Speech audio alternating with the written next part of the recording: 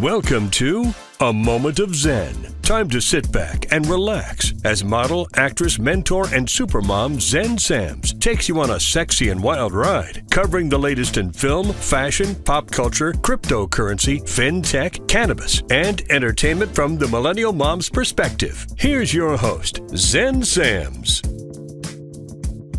Welcome back, beautiful tri-state area. This is our 199th episode. 2025 is in full effect.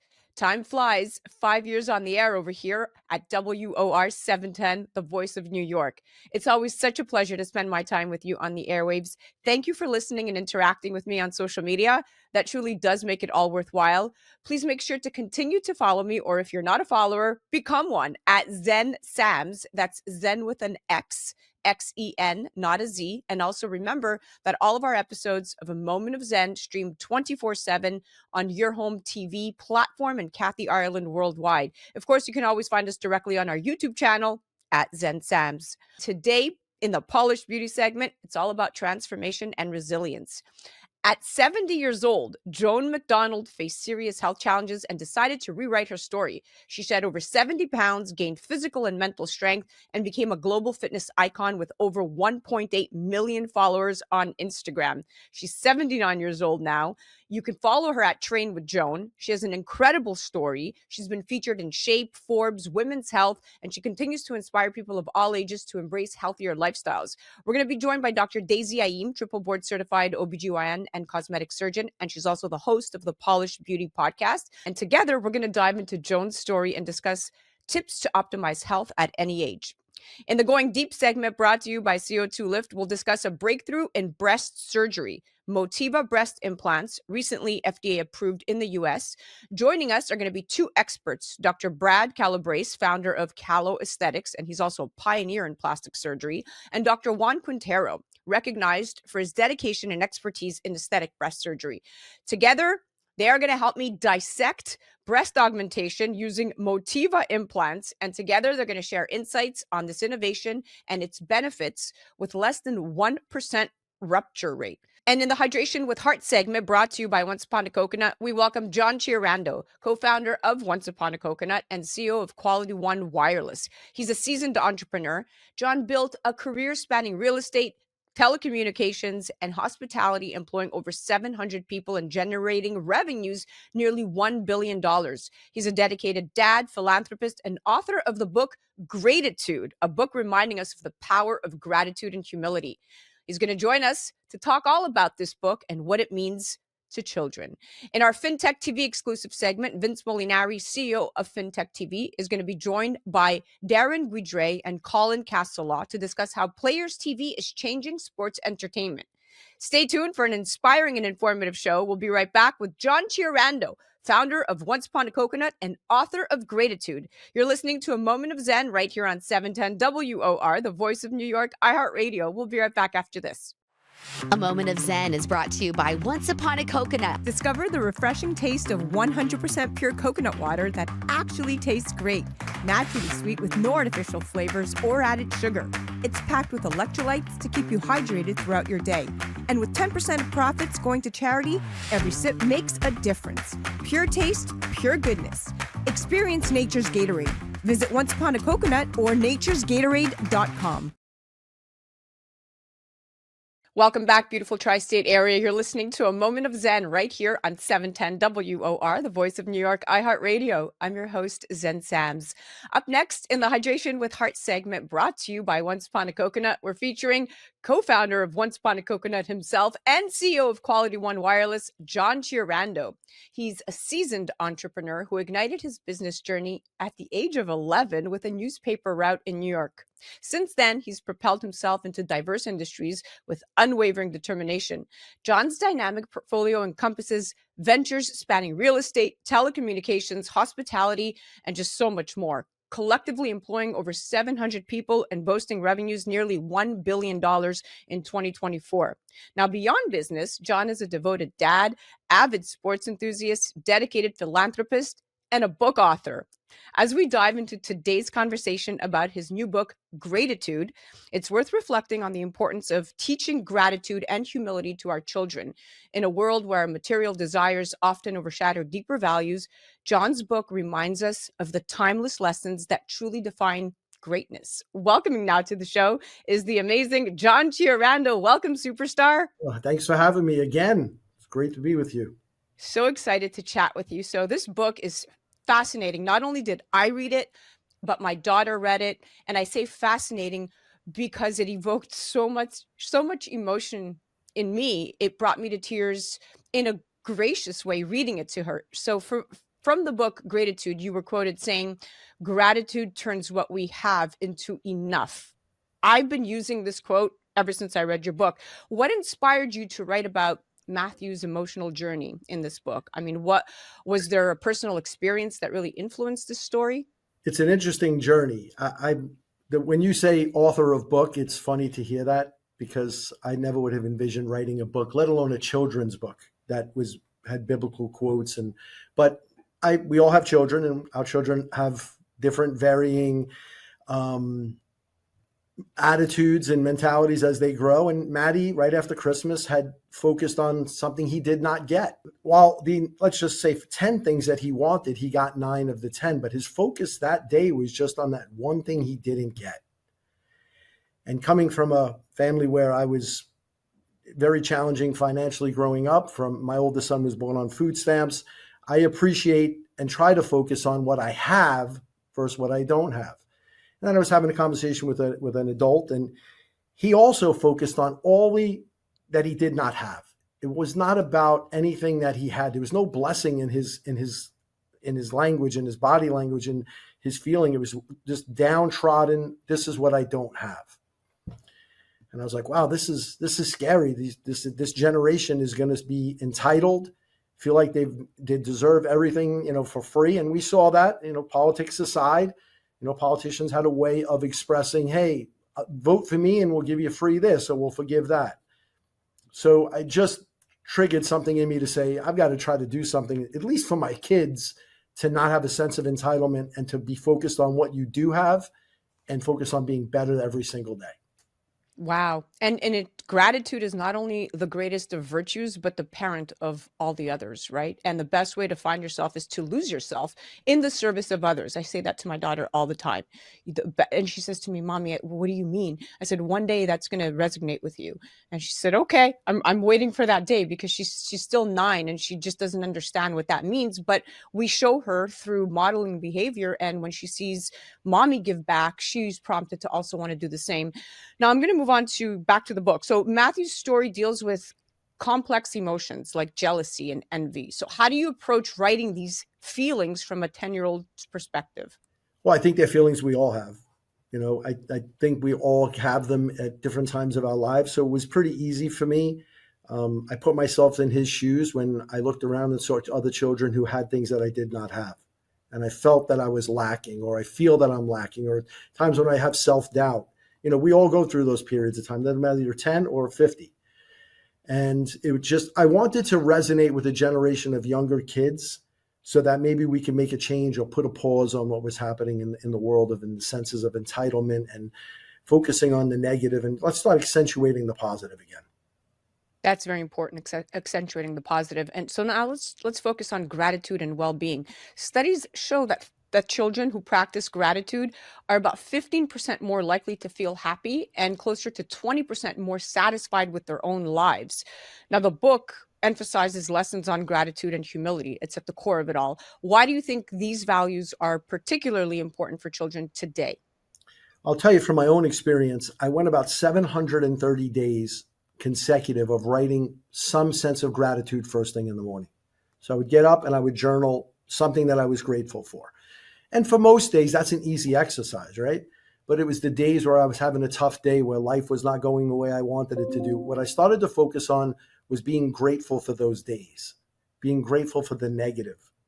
Because what I figured out is this too shall pass applies to the positive and the negative. It all will pass. So to me, gratitude was the core fundamental behavior that I wanted to have in life before anything else. I'm grateful for what I have. And if I'm alive and I'm in the fight, I'll have a chance of winning that fight, whatever that fight might be. That's a great attitude, which brings me to generational attitudes. There was a study in 2022, a survey by the Greater Good Science Center. And John, only 20% of parents regularly discuss gratitude with their children, yet 88% believe it's essential for their well-being, right? So there's such a disconnect. And then we talk about the digital age and the influence, right? There was a report that highlighted that children aged 8 to 12 spend an average of 4 hours daily on screens, often leading to increased feelings of envy and decreased levels of gratitude. So again, your book comes very nicely into play. You wrote something that was extremely timely in the world that we live in.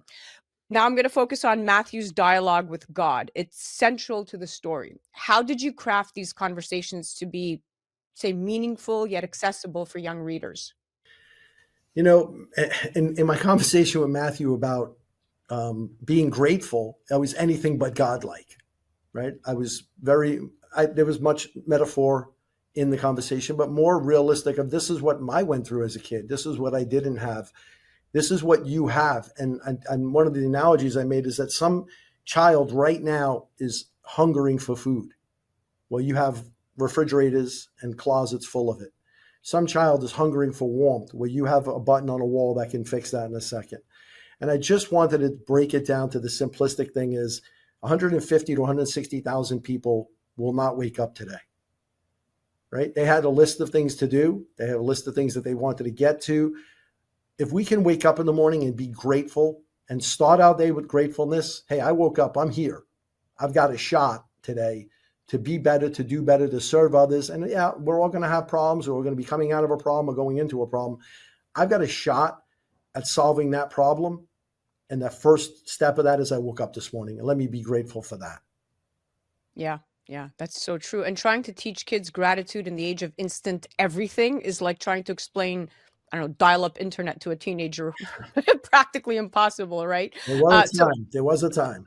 There was a time. So in today's fast-paced world, many struggle to find time for self-improvement. What practical advice does your book offer for those aiming for greatness amidst a busy schedule? I think that as individuals, and I wrote this as a children's book, and it came to me later on that is it really a children's book, or is it going to really help educate a parent while he's reading it or she's reading it with their child? It's both. To be grateful is awesome, but what are you going to do with it? Like, what is the action item of that gratitude? Okay, great. I wrote a little thing today. I'm grateful I woke up. Hip, hip, hooray. What is the action item? What am I going to do to serve someone else, to be a better person in my community, or just to be a better person than I was yesterday? And if I can do any of those three, or all of those three, and at night I can reflect on my day, and I created a checklist in the book of things that I could look back on my day or plan for the future day. And I envision this as being something you read with a child at night. They go to bed and they have the positives, what I was able to accomplish today. And they go to bed with the subconscious waking up tomorrow morning of the things I said I would do. Tomorrow I said I was going to do better than I did today. We may have a setback, but it doesn't stop us from being better the next day. So if we can be grateful and strive to be great in thanking God for the gift of life, we start the day and we become a better environment, a better community, a better people.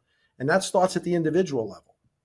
Yeah. And that consistency and those building blocks is really going to clear the path to really optimal mental health, right? Because we know that that's where it all leads. It's being comfortable and being happy within your own skin. Now, looking ahead, do you plan to write more stories with similar themes? I mean, what can we expect from you, Mr. John Chiorando, book author?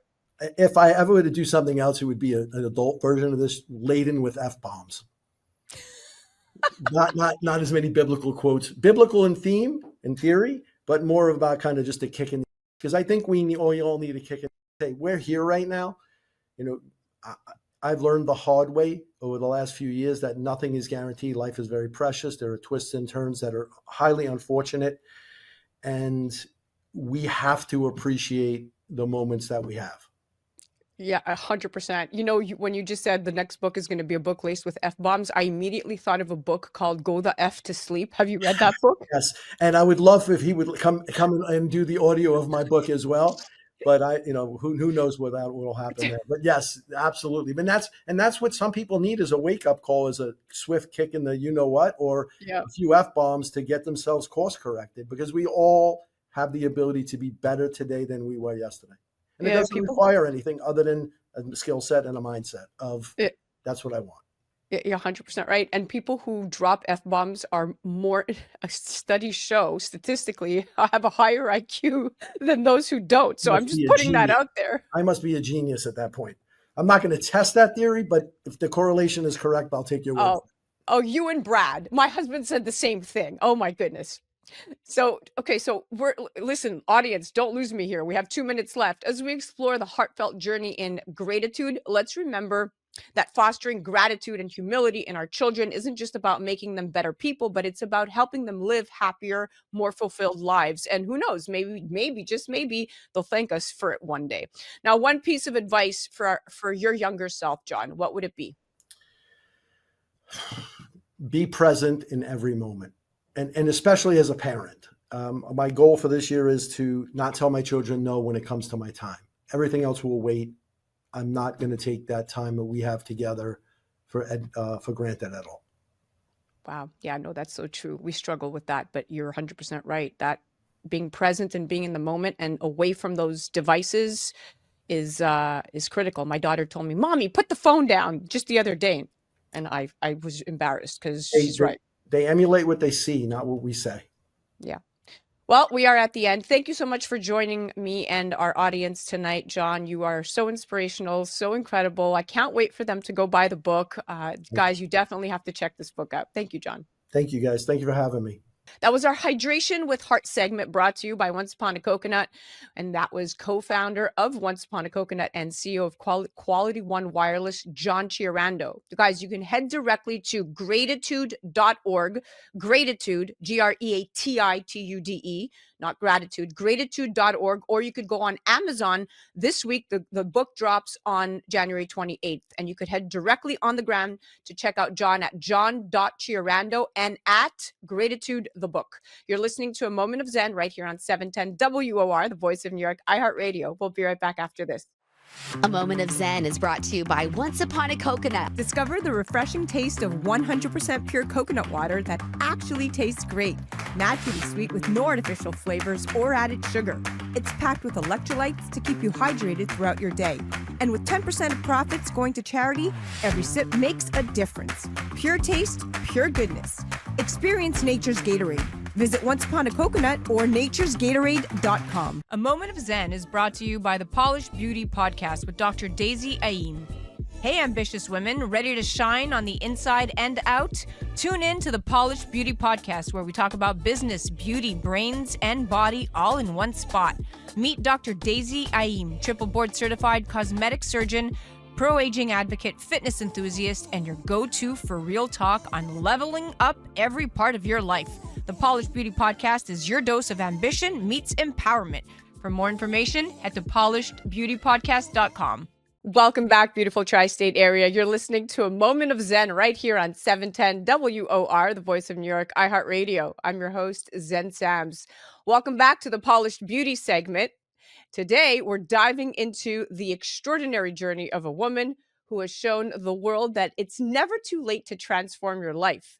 At the age of 70, Joan McDonald decided to rewrite her story. Facing serious health issues, she embarked on a fitness journey that not only shed over 70 pounds, but also gained her immense physical and mental strength.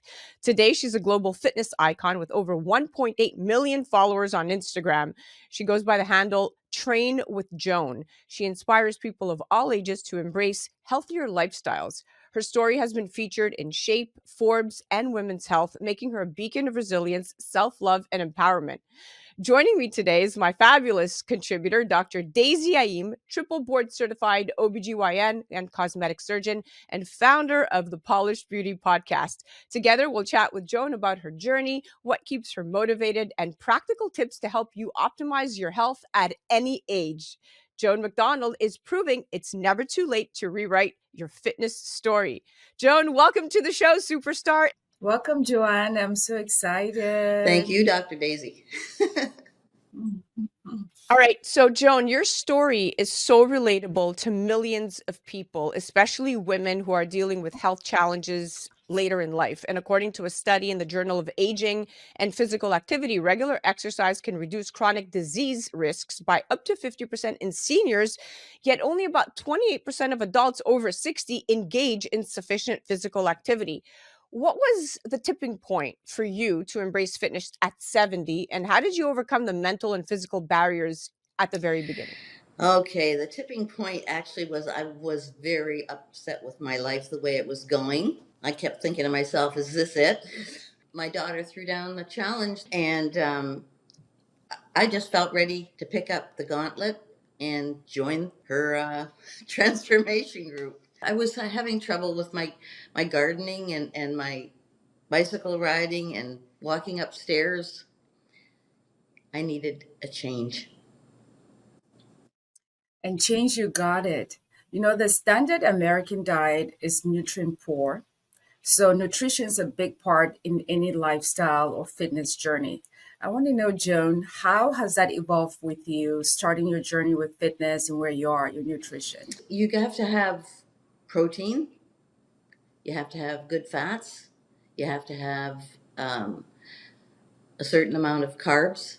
And it had to be sustainable. Like, I'm not one of these people that can go on a grapefruit diet or whatever. It's crazy. You have to be able to eat properly and be able to eat socially as well as every day.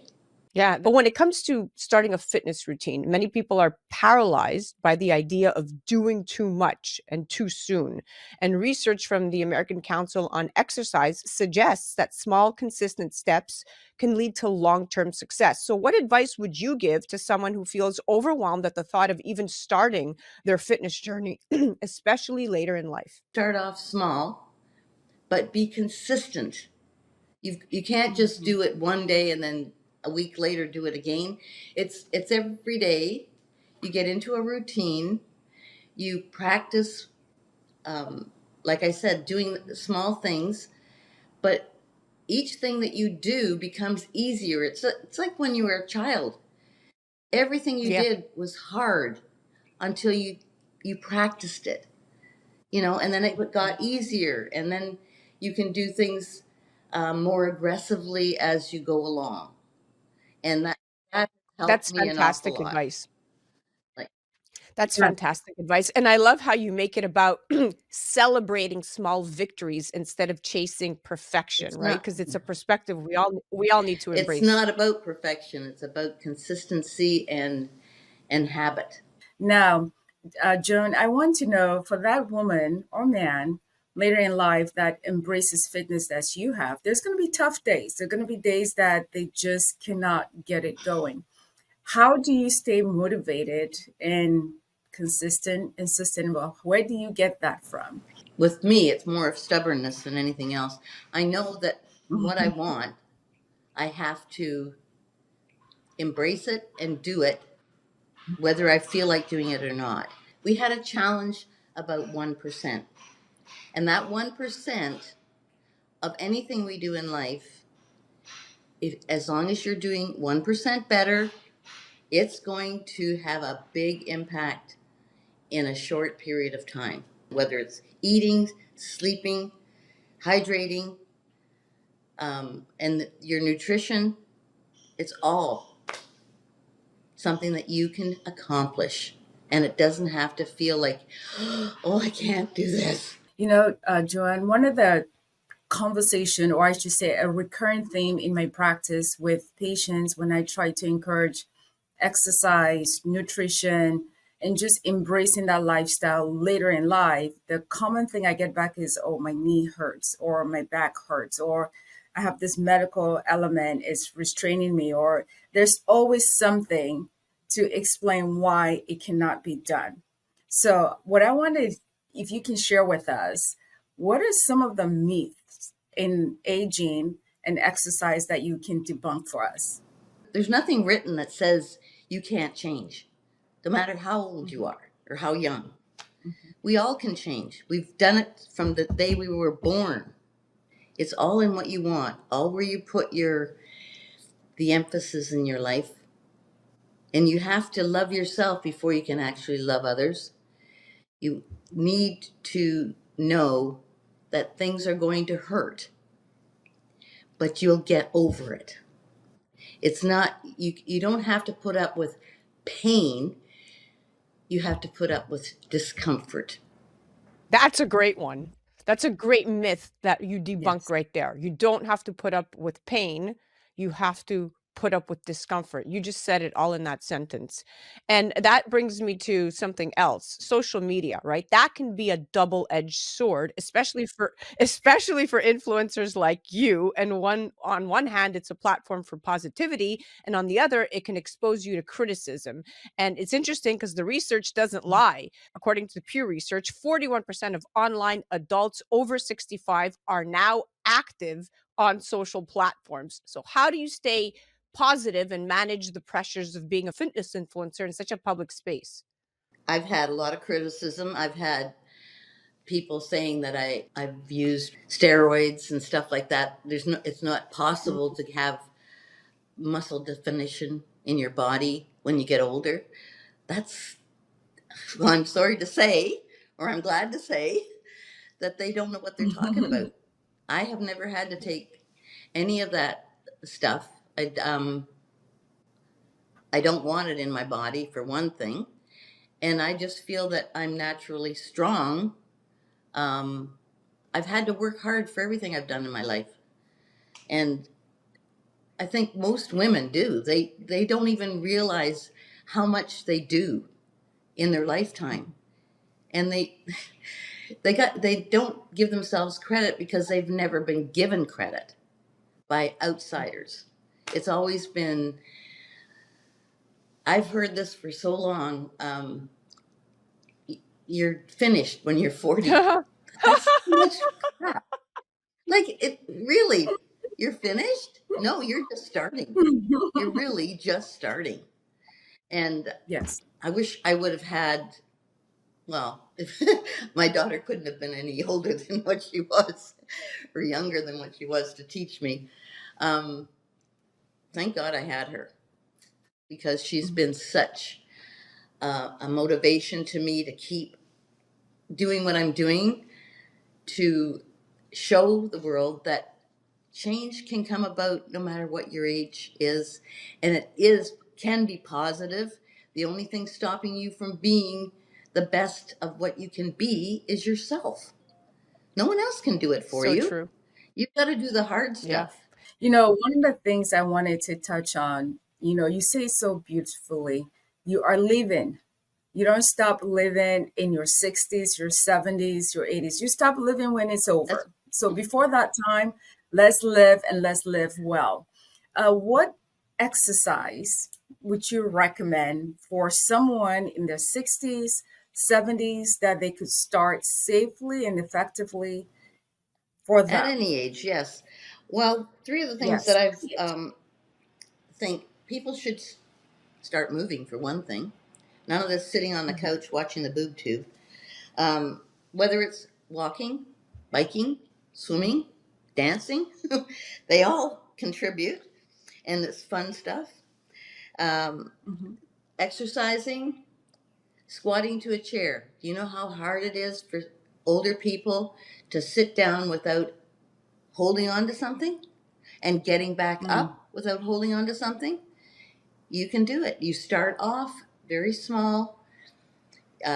You do it just for your body weight to begin with, and then you start using some kind of weight, whether it's a dumbbell or uh, a package of food that you have in the house. I mean, you can make anything work for you, but just being able to sit down and get back up without having arms or supports of any sort, that I've seen so many people in nursing homes that could not do that. They weren't even Mm. encouraged to do it because they might fall. You can't be afraid of life. if you want to get anywhere. You have to embrace it. And the other thing is, even doing, if you have a loop band, a long loop band, you stand on it, you grab it with both hands, and you do bicep curls. Yeah, resistance band is one of the things I use a lot, and I actually recommend that to my patients because there's a lot of self-control with it, and you have different varieties of strength, and it's quite safe. So I'm glad you mentioned that. One last thing, the premise of the podcast is where ambition meets empowerment. And there's so many things about you that's so ambitious and so empowering. I want to know, what's the one bold thing in your life that has gotten you here? It might be a situation, maybe a person, but if there's that one thing that you could attribute to where you are today, what would that be? That I finally listened to my daughter. I knew you were going to say that. I was going to answer the question for him. Like, of course it's Michelle. No, if it wasn't for Michelle, like taking that interest in me, I would not be here today. I would not. And I think I keep at it because I want to prove to her that, yes, I can do it. I can do what you told me to do. There isn't anything that you could hand her that she couldn't handle. She would just be able to do it. She's just a real powerhouse, and I don't think it's just because she's my daughter. I've had a lot of people in my life that I could have listened to, but wouldn't have had the impact that she has. There's no holds barred with her. She doesn't dumb up anything or dumb down things. You're going to do the same thing as a 30-year-old or a 25-year-old is going to do. No excuses. I love it. To your ability, to your ability. I think I've got the most weight I think I've picked up with dumbbells is a 40-pounder in both hands. But that's mainly to do the shoulder shrugs. Doing that is hard. Yeah. Well, we are officially out of time. Joan, your story is an incredible reminder that it's never too late to rewrite your health narrative. So I thank you for inspiring us with your journey and sharing these practical, uplifting tips. It was truly inspiring. Well, thank you so much for that. Listeners, if you want to learn more about Joan and join her incredible community, follow her on Instagram at Train with Joan and visit her website at trainwithjoanofficial.com. And Dr. Daisy, of course, for more invaluable insight, you could head to the Polished Beauty Podcast on Instagram, or you could head to the polishedbeautypodcast.com. And to follow more of Dr. Daisy, you could head to Dr. Daisy Aim on Instagram. You're listening to A Moment of Zen right here on 710 WOR, the voice of New York, iHeartRadio. And to our audience, remember, transformation starts with one step forward. Stay tuned for more right here on our show, where we bring you stories that inspire, uplift, and educate. We'll be right back after this. A Moment of Zen is brought to you by the Polished Beauty Podcast with Dr. Daisy Aim. Hey, ambitious women, ready to shine on the inside and out? Tune in to the Polished Beauty Podcast, where we talk about business, beauty, brains, and body all in one spot. Meet Dr. Daisy Aim, triple board certified cosmetic surgeon, pro-aging advocate, fitness enthusiast, and your go-to for real talk on leveling up every part of your life. The Polished Beauty Podcast is your dose of ambition meets empowerment. For more information, head to polishedbeautypodcast.com. A Moment of Zen is brought to you by CO2 Lift. As we age, our skin loses moisture and elasticity, causing wrinkled skin. You can reverse this aging process with CO2 Lift. CO2 Lift utilizes the powerful benefits of carbon dioxide to lift, tighten, and regenerate your skin. This simple, painless at-home carboxytherapy treatment is scientifically proven to reverse the aging process. You will see reduction in wrinkles, increase luminosity, and improve pigmentation, sagging, skin tone, and radiance. For more information or to order CO2 Lift, ask your skincare professional or go to co2lift.com. Welcome back, beautiful tri-state area. You're listening to A Moment of Zen right here on 710 WOR, the voice of New York, iHeartRadio. I'm your host, Zen Sams. Up next in the Going Deep segment, brought to you by CO2 Lift in our Expert on the Microphone series. Today, we're joined by two highly skilled plastic surgeons, Recurring guest, Dr. Brad Calobrace, the founder of CaloAesthetics and CaloSpa. He's a respected, world-renowned authority in both plastic surgery and non-surgical aesthetic treatments, receiving numerous top doc awards by both patients and his peers. Joining him is Dr. Juan Quintero, with over 16 years of aesthetic plastic surgery experience in Kentucky and being recognized for both his dedication and exceptional patient care. He has joined forces with Dr. Calobrace, where they are both recognized leaders in aesthetic breast surgery. And that's exactly what we'll be talking about today, specifically Motiva breast implants, which are one of the most used breast implants worldwide, but just gained FDA approval in the US in September of 2024. Now, Dr. Calobrace was impressively the first plastic surgeon in the United States to perform a breast augmentation using FDA-approved Motiva breast implants. Welcoming now to the show to tell us all about it are the experts themselves, Dr. Brad Calobrace and Dr. Juan Quintero. Welcome, superstars. Thank you, Zen. Thank you. Good to see you. Good seeing you. We're glad to be here. So excited to have you back on, Dr. Calobrace. So let's start with you. Okay. You are, well, let me acknowledge, thank you so much, Dr. Quintero, for joining us today. Your expertise is going to be invaluable to help us bring the message home. So, Dr. Calobrace, you are a recognized authority on breast augmentation and breast lift surgery, and I know you were directly involved in the FDA clinical trials that led to the approval of Motiva breast implants for use in the US, and even serve as the medical director of the FDA's post-approval study. What differentiates Motiva breast implants from other implants on the market, and can you share insights into your involvement in this FDA clinical trial? Because I travel so much around the world and, a leader in breast implants, it's been years since we really had new innovation. But I would see internationally that for the last 14 years, they had this implant called Motiva implant. So many years ago, I got involved with Establishment Labs out of Costa Rica, who makes the Motiva implants.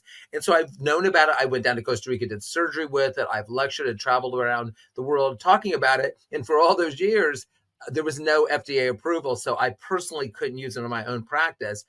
Starting in 2018, Caroline Glicksman out of New Jersey, who many of you guys may know, led the first FDA trials of the implants, which are both in breast augmentation and breast reconstruction. And when we got to about 4-year data, the FDA, through its very strict requirements, approved them for breast augmentation, that part of it. It's still not approved yet for breast reconstruction, but for breast augmentation because of the scrutiny they put towards these implants. What's different about Motiva implants? The Motiva implants are different in almost every way. They have a different surface called a nano surface or a smooth silk surface that's 4 microns, so it acts like a smooth implant, has that very, very minor texture to it.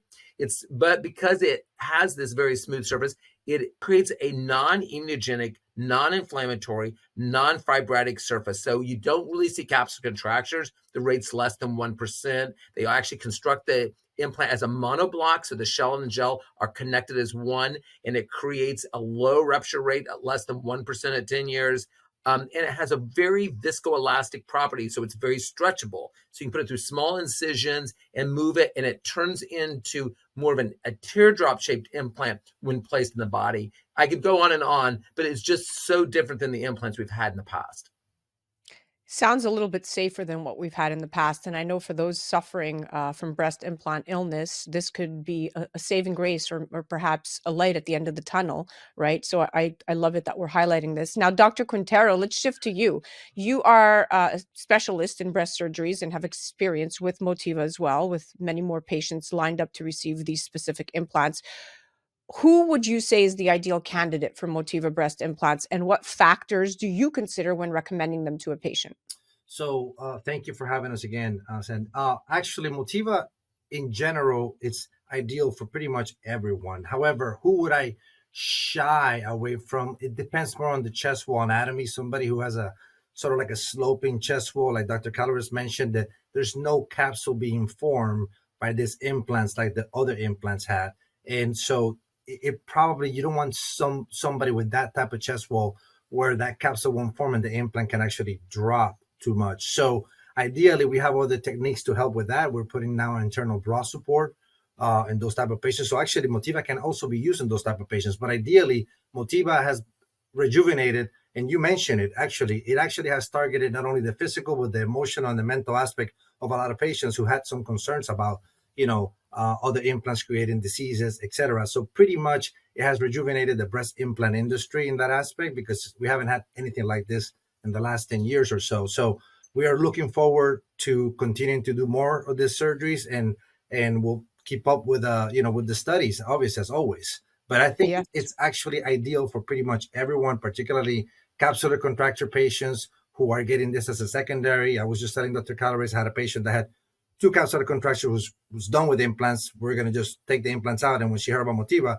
she was like, I'm willing to go at one third time and try to be. Also, people who had concerns about possibility of, ALCL breast cancer induced by the implants with the old type of technology, the texture surface, etc. But still, it's all communication knowledge and understanding of what this implants do versus the older implants. Yeah, there's been no cases of lymphoma associated with this implant, so it acts like a smooth implant. There's been no lymphomas from smooth implants either. Right. So it gets confusing because you almost could call it a texture because it's 4 microns, but it really in every way is smooth. The other person who I think isn't a great candidate is somebody who wants a really, really large, overdone, over-augmented look, because it doesn't really form a capsule. So you can imagine it may stretch the tissue more than you want it to. So I would just say, everybody that wants a really natural, normal breast and perfect breast and wants to feel that this implant is as biocompatible as an implant has ever been. And by biocompatible, I mean the body sees it as self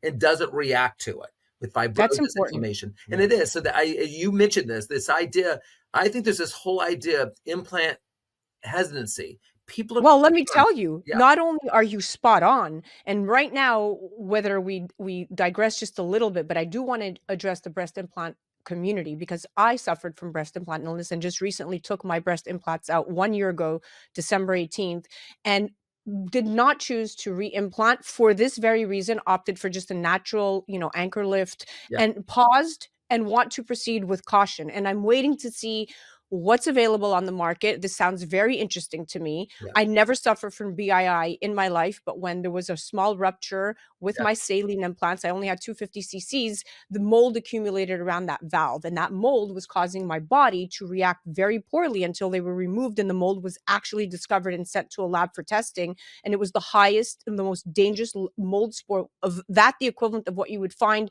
in a washing machine. So putting something into my body, it was very scary. But now I have to say, with the education I'm ingesting in this interview, I'm feeling more comfortable. So big shout out to the women out there that know that I'm a big advocate for breast implant illness, because I don't believe it's a hogwash. And you both said it.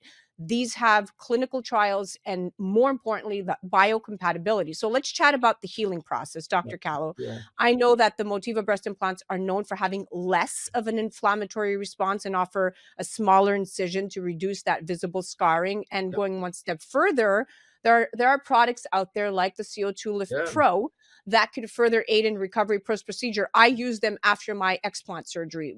By the way, I used this Pro mask all over my incisions and it was amazing. So in your experience, how soon can patients return to daily activities and more strenuous exercise after implanting? And what methods do you recommend to manage discomfort during the recovery period? Yeah. So we believe that, Motiva implants are unique in that they don't really create fibrosis. So the need to do massage and do all of that isn't necessary because these soften up very, very easily. We let people go back to regular daily activity within a day or two. They're very, very quickly back to work in 2 to 3 days.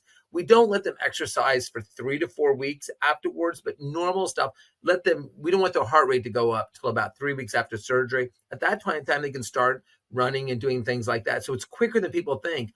What's changed also, Zen, which maybe people don't understand, is historically for years and years, me included, we placed implants under the muscle, right? That creates a lot of distortions of the breast implants, a lot of pain for women and fibrosis. It's uncomfortable, especially women who work out. But beyond that, it's not the natural place for an implant to be. We did that because we needed to reduce the risk of capsular contractures, because if you went above the muscle, it was just too high. The implants got too hard over time. The Motiva implant, whether it's under the muscle or above the muscle, has the same low capsule contracture rate, which allows us now to place the implants above the muscle in a more natural position, as long as somebody has enough tissue coverage.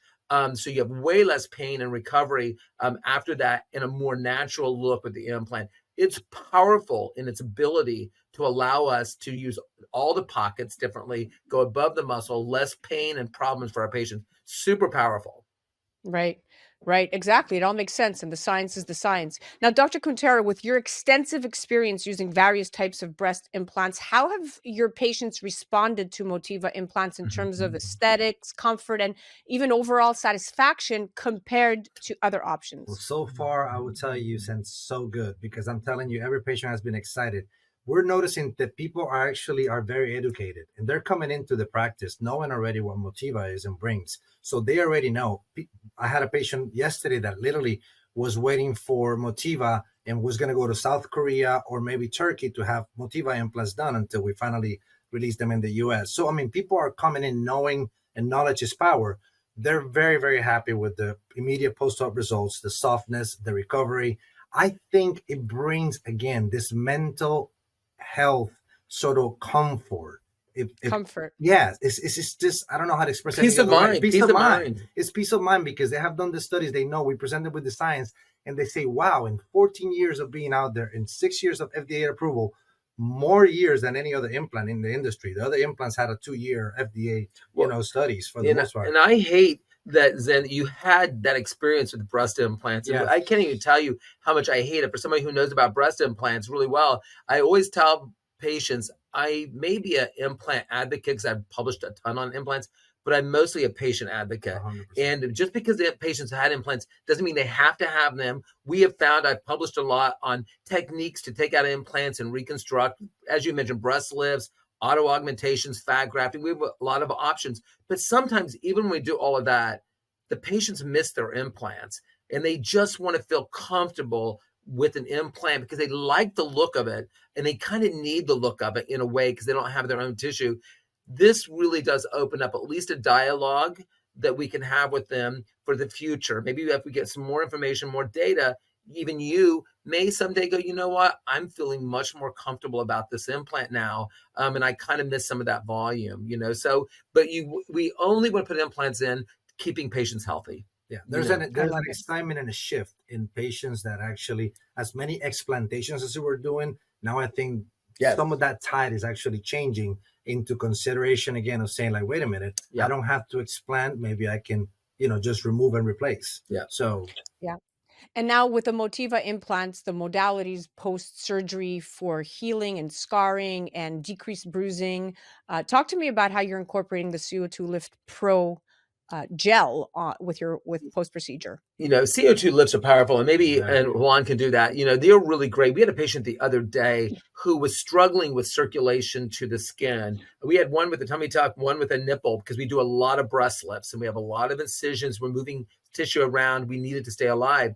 What's powerful about the CO2 lift, which is carboxyl therapy, which is really CO2 that goes into the tissue. And when it does that, it delivers more oxygen to the tissue, and it increases the blood circulation to the tissue. So we see that things that are on the edge start to recover. So you can imagine in scarring, and as scars matter, if somebody's worried about it, you can use as you mentioned, you can use the CO2 lift to drive in more oxygen, drive in more hydration, drive in more circulation, increase the elasticity of the tissue, which can be extremely powerful in getting them through the healing process. So that's how we use it. You can use it. Anybody that you feel like has any need for it, use it, or you can use it routinely for that. So we'll use it in both ways, routinely and or selectively in patients based upon what's going on with them.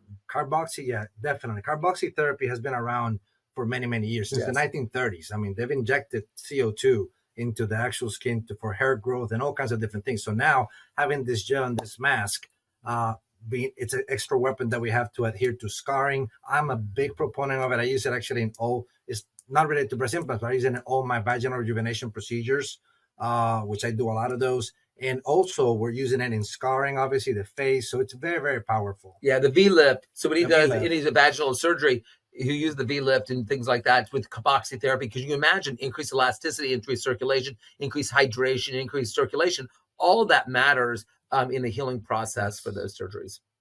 Yeah, well, you said it. Listen, this is coming directly from the experts source, right? Like Yeah. you are really advocating because the science is the Yes. science, and I love that.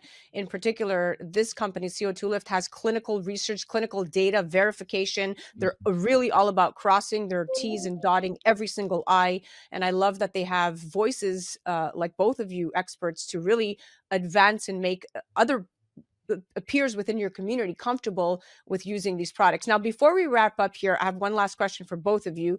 You both are clearly at the forefront when it comes to education and innovation. I mean, Dr. Quintero, you've been honored with the John W. Price Award for Excellence in Teaching Medical Students, and are the past president of the Kentucky Society of Plastic Surgeons, among many other incredible titles. And of course, Dr. Calobrace, you have dual clinical faculty appointments with the with the Departments of Plastic Surgery at the University of Louisville and the University of Kentucky.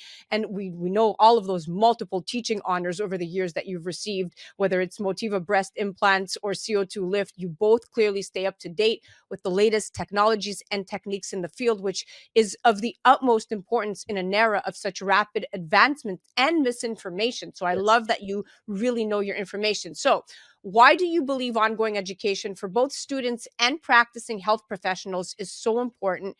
And how do you both personally stay up to date with advancements? Dr. Calabrese, you go first. Okay. So, yeah, I've been in education like my whole career, and it's just gotten worse, maybe worse and worse, and more. So, I spend a lot of my time. I'm gone probably every other weekend, traveling around the country, around the world, teaching, lecturing, advancing plastic surgery. The only way you can make it all better for everybody and help as many patients you can is by educating others. I can only do so many surgeries, right? But when you educate others, I also have medical students. We have residents from the University of Louisville in Kentucky. I also have a fellowship in aesthetic surgery that lasts a whole year. We have a fellow every year. I also chair the fellowships for the whole country for the Aesthetic Society. So I kind of overview and review and sort of supervise all of the fellowships with aesthetics. It's extremely important for plastic surgeons to try to be less promotional in their own practice and more educational. It serves patients better because you are going to be educational. You're going to be expanding your knowledge to all of your colleagues to help them be better at what they do for each patient. That's what's really powerful in my mind. 100%. So the perfect example of it, you're talking to the master and the teacher and the student right here. Oh, he was my student. I was a student 17, 18 years ago. So education is definitely power. And I think that's towards the patients first, right? And obviously to our peers and students, etc. As a matter of fact, my daughter is going to be attending medical school next year. So I'm super excited. And clearly, I want to perpetrate that to the younger generations to understand that knowledge, science, evidence-based medicine is power. And that's what we pride here. Every day, what I like about this interaction more than anything is we discuss, and we are just always in the forefront. He's traveling all over the world. We go to different meetings together. We bring something back from a meeting. We discuss it. We see the pros and the cons. That's with the fellows, with the nursing staff, with everybody, because everybody has to be educated. So it's always really powerful and really exciting. When you are in a practice by yourself and you don't do these things like I was in the past, sometimes you kind of sort of get disconnected with that touch. And I hate to say it, but a lot of our peers are like that. So I think this is clearly where it's at in the future and should be. And thank you for educating as you're doing, Zen, Yes. on this radio, because I can only reach so many people, but you can reach a lot more people with programs such as this. So we really appreciate it. Oh, we love highlighting your voice. Thank you both so much for joining us. It was incredible and really informative, and not were you just informative, but you were transparent, which I love. You admitted the faults of the past techniques. You talked about the new things you've learned. You talked about the trials you went through to bring this to market safely and effectively for your patients. And most importantly, you talked about the importance of education and knowledge is power. And I truly believe that if as doctors in your field, as professionals, as experts, if you are not properly informed, to Dr. Quintero's point, and you live in a bubble and you're disconnected from your peers and the advancements in the medical world, then you're doing not only a disservice to yourself, but to your patients. Yes. And that's at the end of the day what it's about. It's all about serving the patients ethically and effectively. So thank you both. Yeah. Thank you Thank very you, much. then. We appreciate it. That was our Going Deep segment brought to you by CO2 Lift and our Expert on the Microphone series. And that was the incredible Dr. Brad Calobrace and Dr. Juan Quintero of CaloAesthetics and CaloSpa in Louisville, Kentucky. Definitely learn more about what they have to offer at CaloAesthetics.com and on the gram at CaloSpa. And to see more of Dr. Calobrace, you could head directly to his page at Calobrace, and more of Dr. Quintero at Dr._Juan Quintero. You're listening to A Moment of Zen right here on 710 WOR, the voice of New York, iHeartRadio. We'll be right back after this. A Moment of Zen is brought to you by CO2 Lift. As we age, our skin loses moisture and elasticity, causing wrinkled skin. You can reverse this aging process with CO2 Lift. CO2 Lift utilizes the powerful benefits of carbon dioxide to lift, tighten, and regenerate your skin. This simple, painless at-home carboxytherapy treatment is scientifically proven to reverse the aging process. You will see reduction in wrinkles, increase in luminosity, and improve pigmentation, sagging, skin tone, and radiance. For more information or to order CO2 Lift, ask your skincare professional or go to co2lift.com. Hi, I'm Vince Molinari, and welcome to FinTech TV. We're broadcasting from the iconic New York Stock Exchange, and I'd like to welcome back Duran Guidry and his co-founder, Colin Costella, both, as I say, co-founders of PlayersTV. Duran, welcome back. Colin, great to have you here in New York at the New York Stock Exchange. Welcome. Yeah, thank you. Well, a lot I want to cover, but I want to jump in first, talk a little bit about your background. We had the benefit of being with Duran in the previous interview. Kind of this eclectic, different background from, I think, school teacher. Tell us a little bit about the journey and the point of which you guys became partners. Yeah, it's been a bit of a wild ride. So I started as a junior high and high school art teacher back in like a rural town in Idaho. Shout out, Notice Pirates. And essentially, you know, really wanted to make sports and basketball my full-time gig. Didn't know if I was going to want to be a coach or, you know, essentially coach AAU, high school, whatever it is. And then really kind of got into the content name of the game when I started my online basketball training company called Shot Mechanics. So I ended up growing that into a big YouTube channel, about 1.3 million subscribers and 150 million lifetime video views. Yeah, and so I had a really fun run, and that's where I met Duran the first time, brought him on board. He helped monetize the thing. We did a lot of really cool brand partnerships together throughout the time, and it was really awesome because it was kind of like my PhD in online business, but also an opportunity to help a lot of kids around the world. So that was really fun. But then once I started kind of going, I fell less in love with basketball training and education and more in love with the content production side of the equation. So I started doing a lot of consulting for companies like Nike, the Jordan brand, the NBA, both as on-camera talent, as well as like producing. And well, I could see how spot on. Great job. Yeah, tell me more. Well, thank you. So at that point, that's when Duran was starting to kind of like cook on the idea of PlayersTV. And so essentially, you know, we had already had a great working relationship together. He knew I was the content guy, and I was kind of thinking about content from a different lens than kind of like the traditional Hollywood background, where it's got to cost a gazillion dollars and the margins are super thin. And so, you know, we kind of came together, and we're definitely very much yin and yang. So that's been fun. Well, I love this. I didn't have the benefit of understanding the legacy prior to co-founding PlayersTV, but it makes so much sense. This great dynamic that you guys have. And, you know, Duran, tell me a little bit. I know you talked a bit about it in our first interview. PlayersTV, this vision, you know, I'm still in awe. 70+ professional athletes that are your shareholders, part of that franchise. Give me the vision and how you arrived there, because that's no easy lift. Yeah, I think it was more of a timing thing. I thought a lot of the athletes were looking to create production companies, but they didn't really have a distribution. So we saw this huge white space of like, if we can get in there and support these athletes, they can always have their own home to distribute their content and being able to monetize their content and connect with more fans. We thought we'd have a great win on our hands. So that's what we did, and we leaned into a white space that had a problem, and we solved it. Yeah. Well, you solved it beautifully, and kudos. And as a fellow content creator, media company, I am just a big fan of what you all are doing. Thank you. So you left us with a cliffhanger last time. Yeah. It was like, you know, if you were here, Colin, it was like, hey, I'm going to tell you a little bit about this acquisition. No, I can't tell you now, right? Cloak and dagger. It was so well done. So we're back. Tell me about the acquisition. What happened? You completed. Where are we? Yeah, number one, I wish there was a book on how to buy a company, but it's not a book on how to buy a company. But it was really amazing to go through the process of seeing opportunity with a company that can utilize our services at the right time. We needed them, they needed us at the right time. And I think what makes a good partnership is when both parties need each other to grow. And we were able to acquire an ad tech company that allowed us now to add to our current story of being the first ever athlete-owned media company that has media distribution and now technology now to be able to connect with more fans around the world at scale. So it was the company's called C&C Cloud Media out of Jacksonville, Florida, and we were able to do our first acquisition. And I always say the hardest part of acquiring a company is the post-acquisition is the hardest. The integration, right? Afterwards. That's the follow-on book of the acquisition, right? Yeah. It's the next one on integration. You know, Colin, talk to us a bit about our audience who doesn't know what ad tech is, what that means, and why it's so important within the framework of differentiating. So you continue to hit these first as PlayersTV, now the ad tech component. What does that mean for the business, and you know, what is ad tech? Yeah, huge. I mean, first and foremost, it absolutely skyrockets our profit margin on advertising sales. So having that all in-house, having our own distribution network that we continue to build to even more robust, kind of heights than it was before has been huge.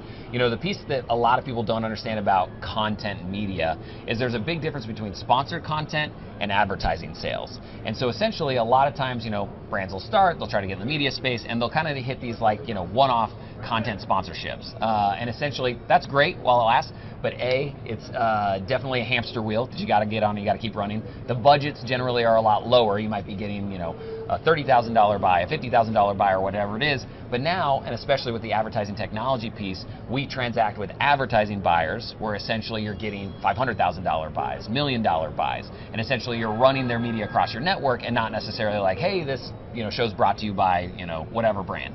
And so for us, that was the biggest unlock. We saw this really big kind of clog in the funnel when it came to sports media of like, number one, where's it going to live? Is it just going to be on social? Is it going to be on YouTube or whatever? And there was really no actual monetization engine to go behind it. And so this advertising technology play allows us to connect with both the advertising agencies, also the brands at scale, and then really kind of distribute the content on an even further basis. I'm taking some notes for myself, if you don't mind. I want to add to that as well. So we also we're developing our own AI technology as well too. Huge. So we're really being able to come to advertising agencies, use our technology, and be able to connect with more audiences on a detailed, intimate level, and meet those fans where they are, mobile devices, TV devices, etc. And that's something that we really have access to now at scale beyond just our overall network. So we have a full 360 distribution model now to connect with more fans around the world at scale.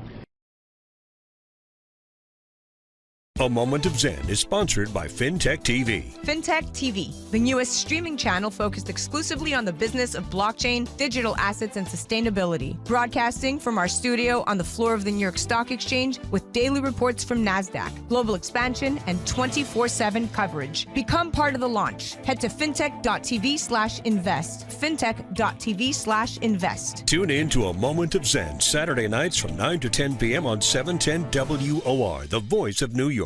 A Moment of Zen is brought to you by Your Home TV with Kathy Ireland and their channel partners. Head to yourhometv.com for free, family-friendly programming, streaming 24/7. The Kelly Williams Show is brought to you by Serendipity Yacht Cruises and Events. Tune in and turn on your happy. Kelly Williams is full of energy and incredible guests. Watch her anytime, free programming on Your Home TV network, and do follow her on social media for a chance to win monthly prizes. Check out The Kelly Williams Show on yourhometv.com. Tune in to A Moment of Zen Saturday nights from 9 to 10 p.m. on 710 WOR, the voice of New York. Well, that's a wrap, my dear friends. We are officially at the end of our date. Remember to join me right here on 710 WOR, the voice of New York, every Saturday night, like you have been for the last 5 years, from 9 to 10 p.m. Or you can head to 710WOR.iHeart.com/A Moment of Zen. Also remember that we're live on Traverse TV Sundays at 1 p.m. Eastern, YouTube Sundays at 2 p.m. Eastern, and of course, all of our episodes are available on Your Home TV and Kathy Ireland worldwide streaming platform. It's free programming to you. You don't need to download an app. You can just head to mox.yourhometv.com. Thank you for listening to A Moment of Zen. It's been an absolute pleasure being your host. Thanks again to all of our sponsors that continue to make the show possible. And remember that happiness is the only thing that multiplies when you share it. We'll be back next week.